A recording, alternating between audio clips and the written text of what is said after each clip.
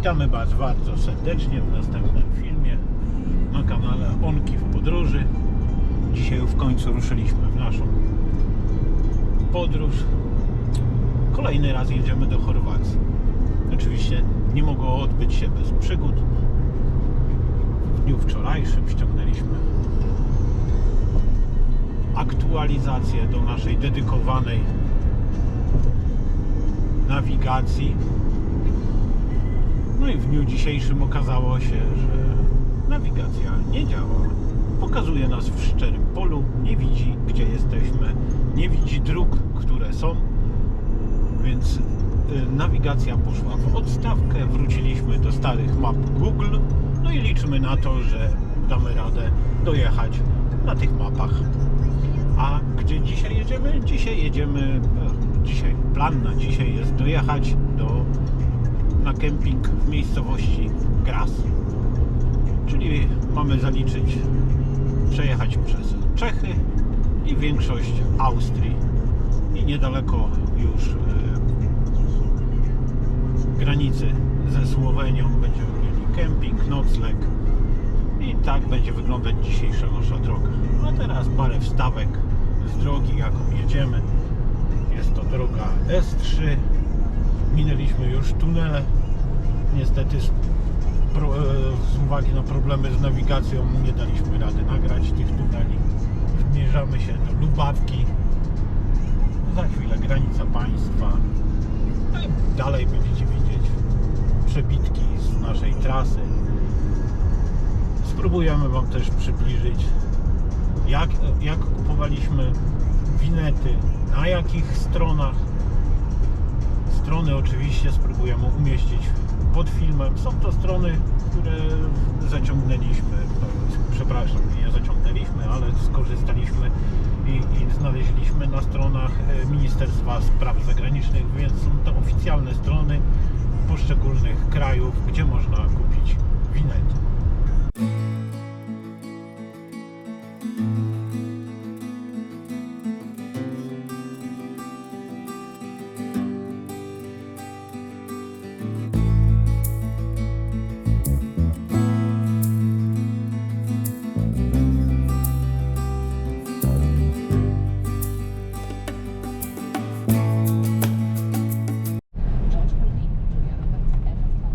No i zbliżamy się do granicy czeskiej, kończy się Lubawka, granica państwa.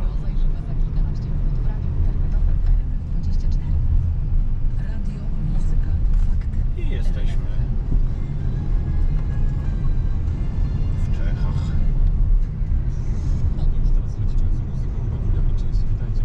Dalsza część trasy do Graz. Chcemy ją pokonać w ten sposób, że chcemy przejechać przez Hradec Kralowe, potem kierować się na Olomouc, następnie Brno i do Graz. Przez Wiedeń. Przez Wiedeń. Tiger troszkę się zdenerwował, bo zwalnialiśmy. Jak jedziemy jednym tempem, wtedy nie czuję stresu. Ale jeżeli zwalniamy, to natychmiast się podrywa i sprawdza, co się dzieje. No i jak jest dużo zakrętów. Tego też nie do końca lubię. Ale ogólnie jest wytrzymałym podróżnikiem. Potrafi przesiedzieć prawie cały dzień w samochodzie bez jakichś większych problemów. A to jest jego ulubiona pozycja. Ślicznie.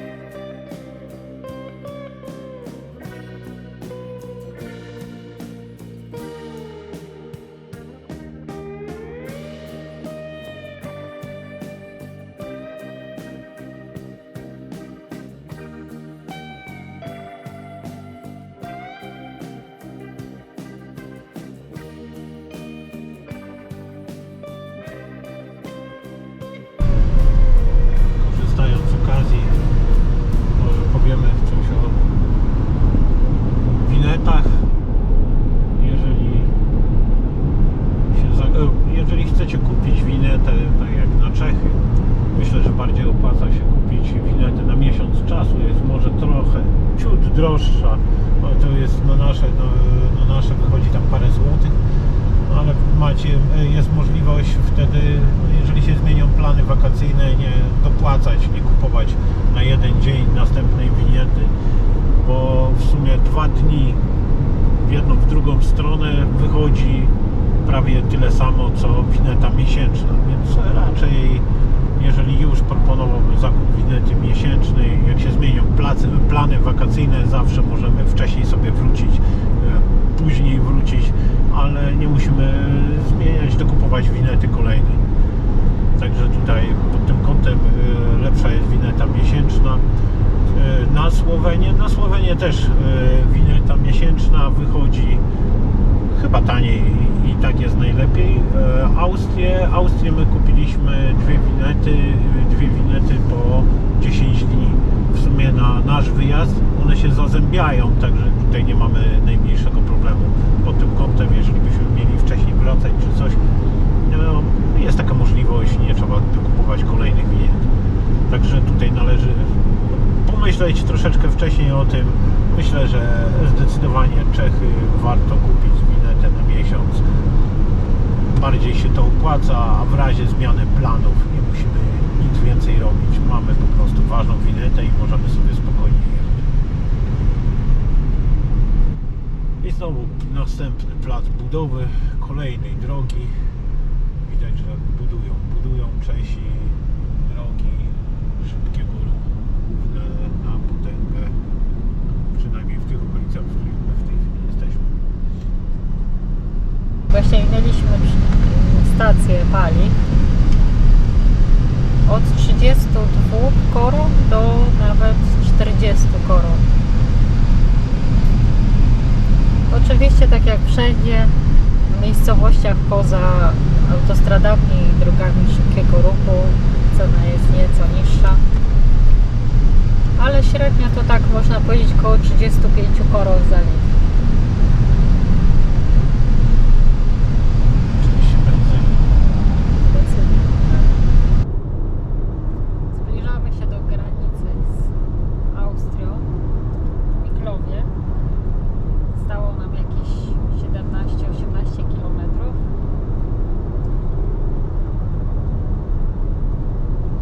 I takie oto góry przed nami.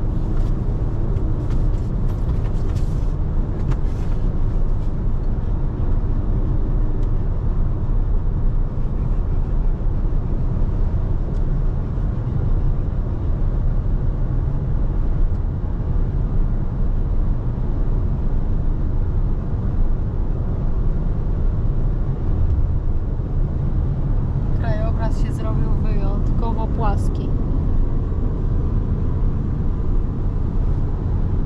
Dookoła, przynajmniej na razie. Parę słów do mikrofonu, jak się jedzie. Jedzie się na razie dobrze. Drogi są naprawdę, przynajmniej te, którymi my się poruszamy, są naprawdę bardzo dobre. I oby tak dalej.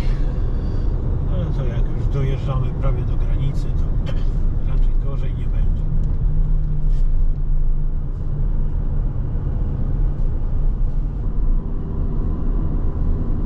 Parę kilometrów dalej od granicy, do granicy. I takie jeziorko z jednej i z drugiej strony. Tam I jest kościółek na wysepce.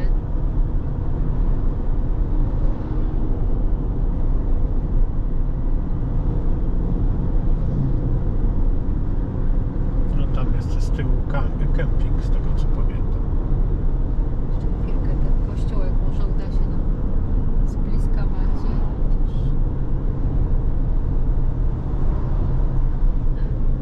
Ciężko to ująć.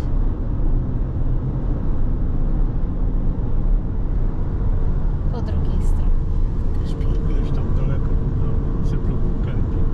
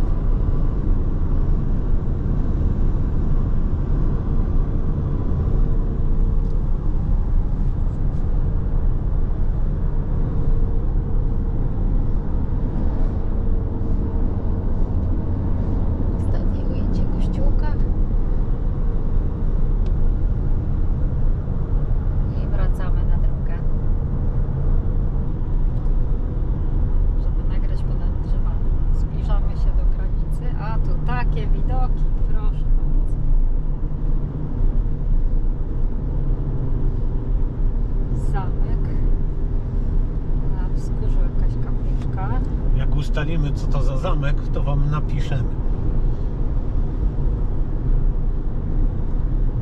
Za 600 metrów. Na rondzie drugi zjazd. Był zamek Mikulicz, coś takiego, bo teraz taki napis był tam z boku. Ale to jeszcze potwierdzimy, to wam napiszę.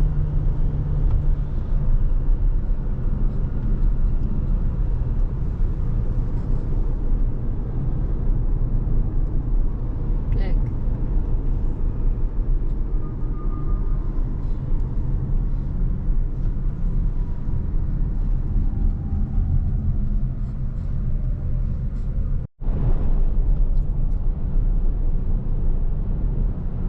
Zbliżamy się do austriackiej granicy. Już Właśnie. jesteśmy. Właśnie wyjechaliśmy. Za Jechaliśmy. 500 metrów. Lekko w prawo. I zobaczymy, czy będzie kontrola, czy nie będzie kontroli, bo już jest zjazd na bok.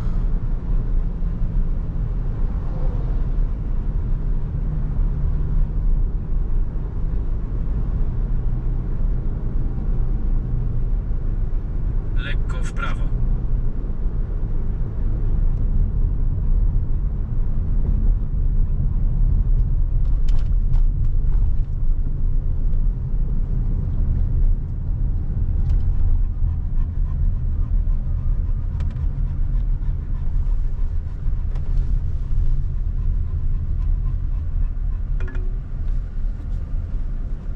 Takie oto wygibasy.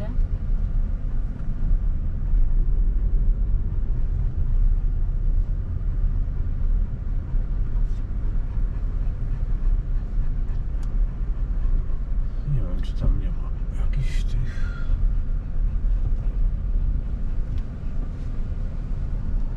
Nie idzie z tej strony. Stop. Był stop. Jedziemy dalej. Dobra, weź schowaj kamerę, bo stoją. Wyłączamy kamerę. No już przejechaliśmy. Punkt graniczny, kontrolny. Nawet nas nie zatrzymali. W związku z tym w miarę szybko, sprawnie. Tylko trzeba jechać ostrożnie, bo jest tam zwężenie. Zjedź z ronda. A teraz widoki tuż za granicą czesko-austriacką. Jesteśmy w drodze do Wiednia. Zostało 50 km około. I już wjechaliśmy na autostradę, która, miejmy nadzieję, doprowadzi nas do obwodnicy Wiednia. A stamtąd już prosto do naszego miejsca dzisiejszego pobytu, czyli Graz. Tam jest nasz kemping, który też chcemy wam przedstawić, zaprezentować. Przynajmniej jego część, tą część, na której będziemy nocować. Jest to taka część bardziej przeznaczona dla podróżujących, którzy zatrzymują się tam na jedną noc. Jest tam specyficzny sposób meldowania się, bo po godzinach w sumie kemping tak jakby nie był w ogóle zamykany na noc, przynajmniej brama wjazdowa. Można wyjechać o której godzinie tam się dojedzie, więc jest to bardzo fajne miejsce jak dla nas. Ale takie szczegóły pokażemy wam na miejscu, co trzeba zrobić, jak to wygląda. To dla tych, którzy tam nie byli, nie korzystali z tego, no dla nas jest to fajna alternatywa. Dlaczego kemping? Wybieramy kemping, a nie jakiś parking przy drodze. Wynika to z tego, że no, przynajmniej ja bardzo czujnie śpię. Spanie na parkingach przy drodze, w miejscach takich, które nie są kempingami, no, nie pozwala mi się wyspać. Po prostu każdy odgłos, każdy szelest powoduje to, że się wybudzam. No i to nie jest już spanie, a myślę, że najważniejsze w drodze, długiej drodze jest jednak wypoczynek i dlatego u nas padło na to, że będziemy korzystać z takiego kempingu. Znaleźliśmy go w tamtym roku w trakcie naszej pierwszej podróży do Chorwacji. W jedną i drugą stronę żeśmy z niego skorzystali. Odpowiada nam to miejsce. Jest w miarę pośrodku tego, pośrodku drogi, więc my go bardzo polecamy. A na miejscu pokażemy Wam, jak to wygląda. Raczej na miejscu będziemy, jak już będzie ciemno. Podejrzewam, że obsługi już nie będzie, więc zaprezentujemy Wam, jak to wygląda, co trzeba zrobić, jak tam można wjechać, gdzie skręcić i gdzie można przenocować tą jedną noc na placu, który jest właśnie przeznaczony dla takich osób w ten sposób podróżujących.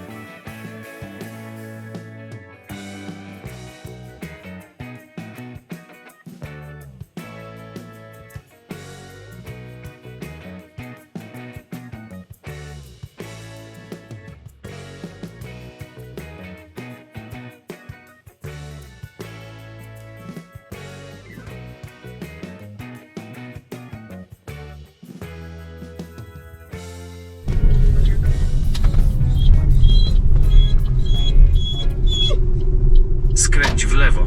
Następnie skręć w lewo. Wjeżdżamy na kemping.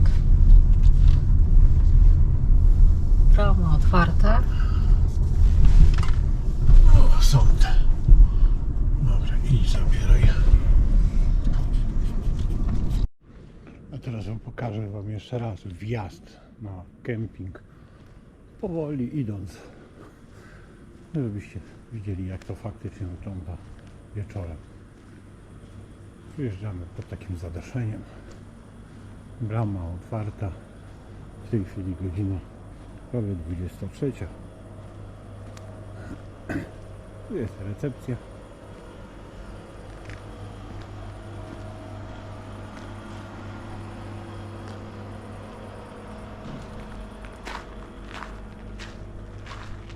Tu macie adres kempingu, namiary, telefony. To jest recepcja, w tej chwili nieczynna, ale wszystko jest otwarte. Wjedziecie, staniecie i przychodzicie, zabieracie sobie kartę pobytu, która znajduje się tutaj.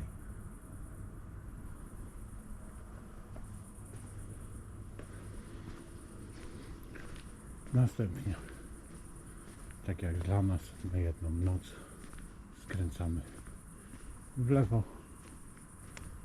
Tutaj mamy stanowiska do zrzutu wody, tankowania wody.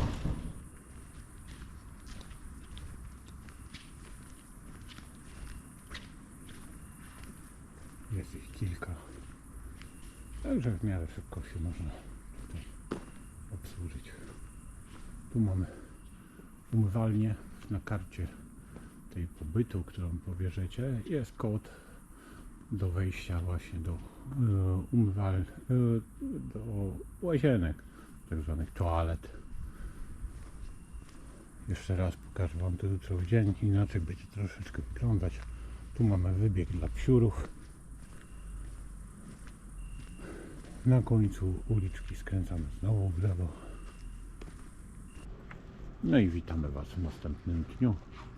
A, w końcu możemy Wam pokazać w ciągu dnia, jak to wszystko wygląda. Zostań. Zostań. O, ten musi być wszędzie. Wszędzie, tak. Tam gdzie my, tam on. Nie da się inaczej.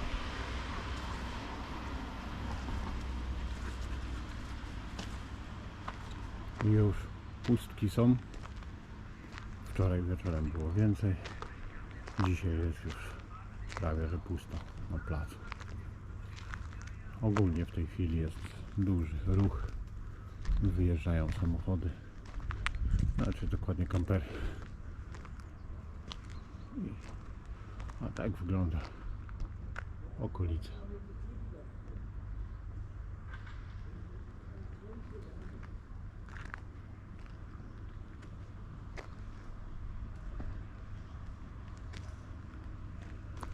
A i jeszcze jedno, właśnie mi się przypomniało w dzisiejszej nocy, że jeżeli chcecie mieć trochę bardziej ciszy, to trzeba postawić po tej stronie, od strony budynku, bo tu za płotem jest droga. Rano okazuje się, że jest bardzo ruchliwa. A teraz przejdziemy się trochę po kempingu, żeby pokazać, jak to wygląda. Prawdę mówiąc, będziemy to robić pierwszy raz, bo wcześniej zajeżdżaliśmy tylko tutaj i po samym kempingu nie chodziliśmy.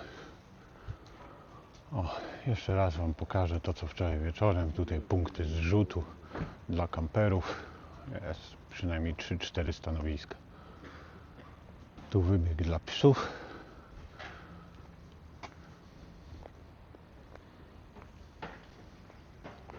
Wejście do toalet. Tam dalej recepcja.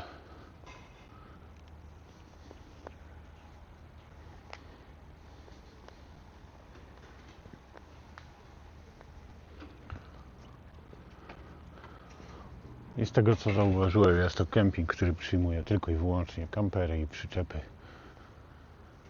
Nie ma miejsca dla namiotów.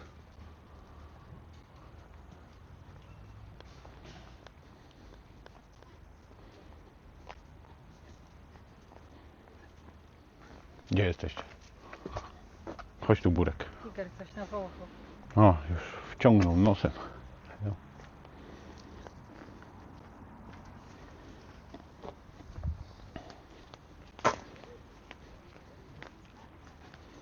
A tam w oddali widać basen.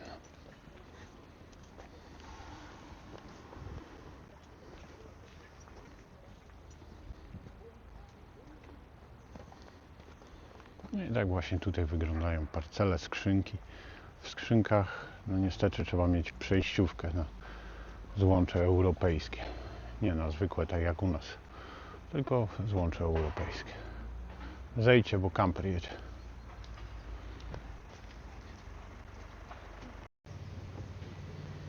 No i tutaj parcele są właśnie, nie są dość duże, nie są za bardzo duże, ale dla nas akurat ten kemping robi za nocleg.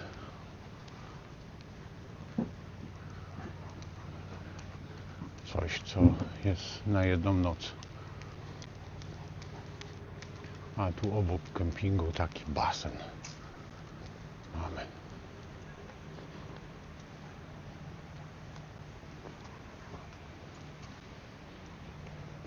Najprawdopodobniej raczej to jest basen tylko przy kempingu. Trzeba zapłacić, żeby się do niego dostać, aczkolwiek tego nie wiem, bo musimy poczytać. Coś więcej zobaczyć, bo basen wygląda dość ciekawie. Taka wyspa zrobiona. Taki dość znacznych rozmiarów.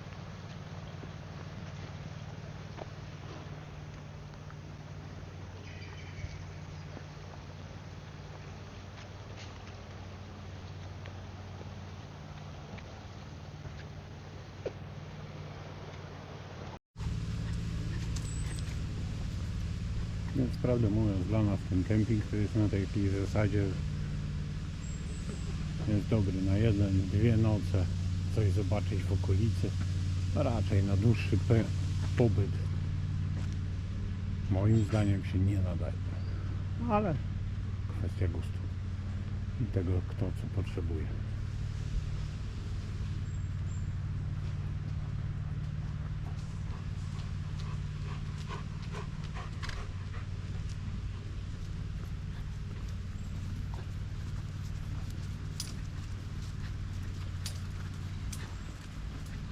No tutaj Wam pokażę co jest przy recepcji. Tu jest wjazd.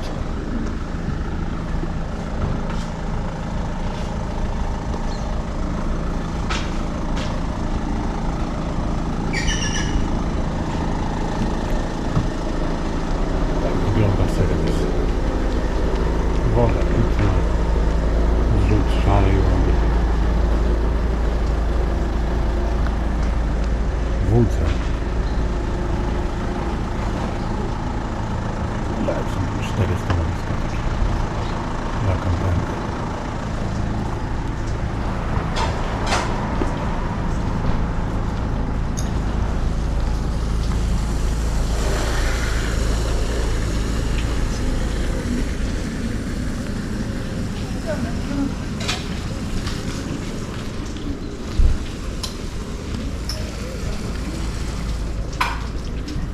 A tutaj rano można kupić też słodkie bułki, bo przyjeżdża bus, w których są słodkie bułki. Chcesz iść tu? No, tu mamy wybieg dla Azorów.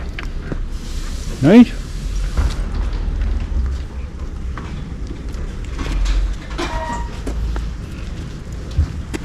Stój.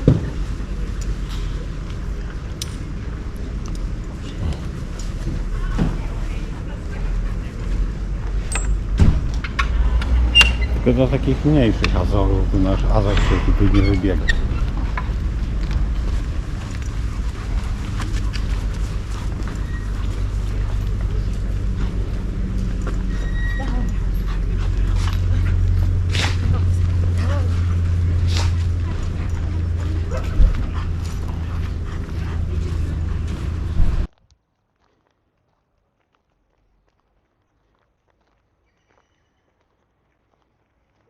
No tu Wam chciałem pokazać, jak wygląda karta meldunkowa, którą wczoraj wieczorem pobraliśmy.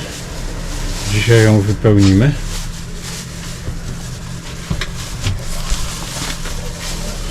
Tutaj mamy kod do łazienek, który trzeba użyć w nocy, żeby się tam dostać. W dzień raczej widziałem, że jest otwarte. Jeszcze jedna uwaga, jakbyście chcieli wyjechać wcześniej, a recepcja jest nieczynna. Wypełniacie według cennika, który jest na stronach bądź na recepcji.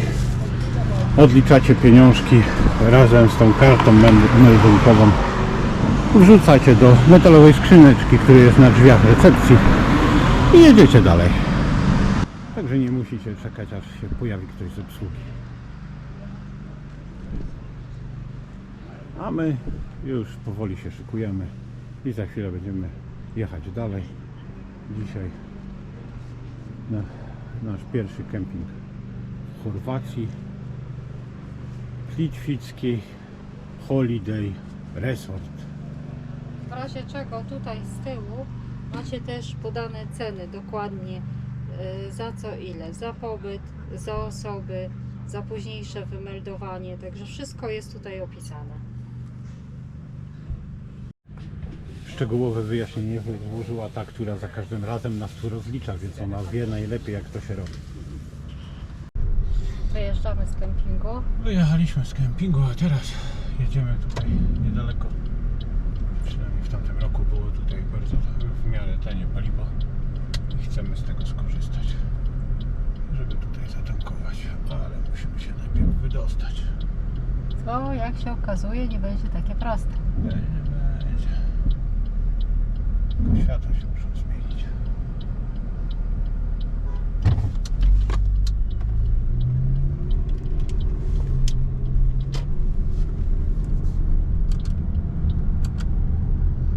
Żeśmy tutaj tankowali.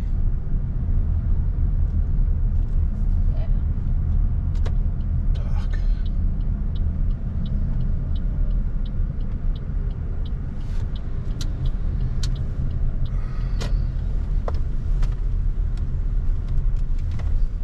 Tu sobie podjedziemy. Nie wiem, po ile tam dzisiaj paliwo.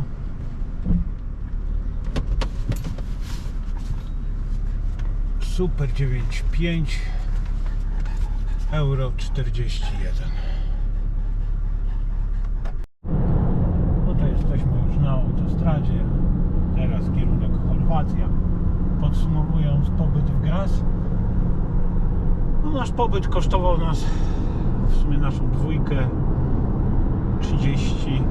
4 euro. 4 euro.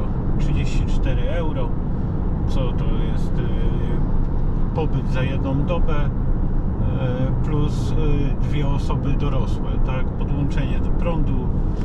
Z tym prądem były trochę problemy, ale tu nie wiem, czy to jest wina, leży po naszej stronie, czy wina zabezpieczeń, ale to się okaże, sprawdzimy. Nasz przewód zasilający na następnym kempingu, jeżeli będzie wybijać, to znaczy, że coś jest nie tak po naszej stronie. Jeżeli nie, to znaczy, że był trochę za duży i za długi, no jakoś te zabezpieczenia może nie dawały rady. No ale ogólnie czy 34 euro to jest dużo, no w porównaniu do tego, co można zapłacić, jest to na pewno mniej, znaczy jest to więcej niż za niektóre pobyty na kartę ACS i na innych kempingach. No kemping nie jest może najwyższych lotów, tak, ale tutaj jeszcze na koniec ustaliliśmy, że dla klientów kempingu basen ten, który widzieliście, jest za darmo. Jeżeli nasz film Wam się podobał, prosimy o łapkę w górę, a także subskrypcję naszego kanału, gdzie będziemy publikować następne filmy z naszej podróży. Także na chwilę obecną żegnamy się z Wami i zapraszamy na kolejne filmy.